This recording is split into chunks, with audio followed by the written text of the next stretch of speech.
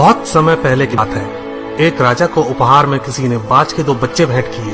वे बड़ी ही अच्छी नस्ल के थे और राजा ने कभी इससे पहले इतने शानदार बाज नहीं देखे थे। राजा ने उनकी देखभाल के लिए एक अनुभवी आदमी को नियुक्त कर दिया। जब कुछ महीने बीत गए तो राजा ने बाजों को देखने का मन बनाया और उस जगह पहुंच गए जहां उन्हें पाला जा रहा था। राजा ने देखा कि दोनों बाज काफी बड़े हो चुके थे और अब पहले से भी शानदार लग रहे थे। राजा ने बाजों की देखभाल कर रहे आदमी से कहा, मैं इनकी उड़ान देखना चाहता हूँ, तुम इन्हें उड़ने का इशारा करो। आदमी ने ऐसा ही किया।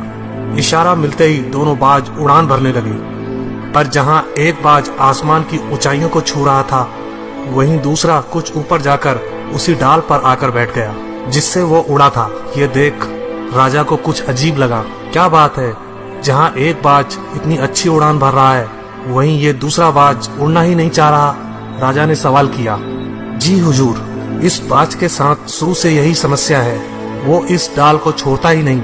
राजा को दोनों ही बाज प्रिय थे और वो दूसरे बाज को भी उसी तरह उड़ना देखना चाहते थे। अगले दिन पूरे राज्य में ऐलान कर दिया गया, जो व्यक्ति इस बाज को ऊंचा उड़ाने में कामयाब होगा उसे ढेरों इनाम दिया जाएगा। फिर क्या था, एक से एक विद्वान आए और बाज को उड़ाने का प्रयास करने लगे, पर हफ्तों बीत जाने के बाद भी बाज का वही हाल था।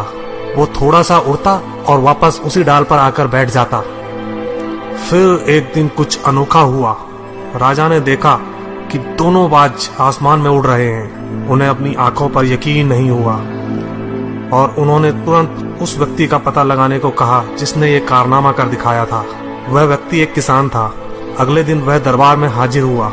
उसे इनाम में स्वर्ण मुद्राएं भेंट करने के बाद राजा ने कहा, मैं तुमसे प्रसन्न हूँ, बस तुम इतना बताओ कि जो काम बड़े बड़े विद्वान नहीं कर पाए वो तुमने कैसे कर दिखाया।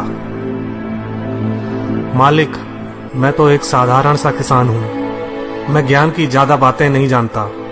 मैंने तो बस वो डाल काट दी जिस पर बैठने का बाज आदी हो चुका था, और जब वो डाल ही नहीं रही तो वो भी अपने साथी के साथ ऊपर उड़ने लगा।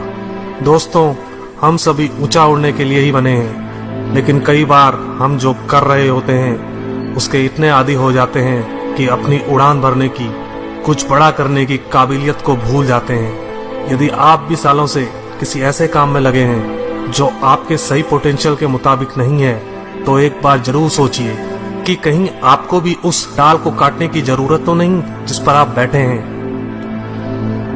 धन्यवाद दोस्तों।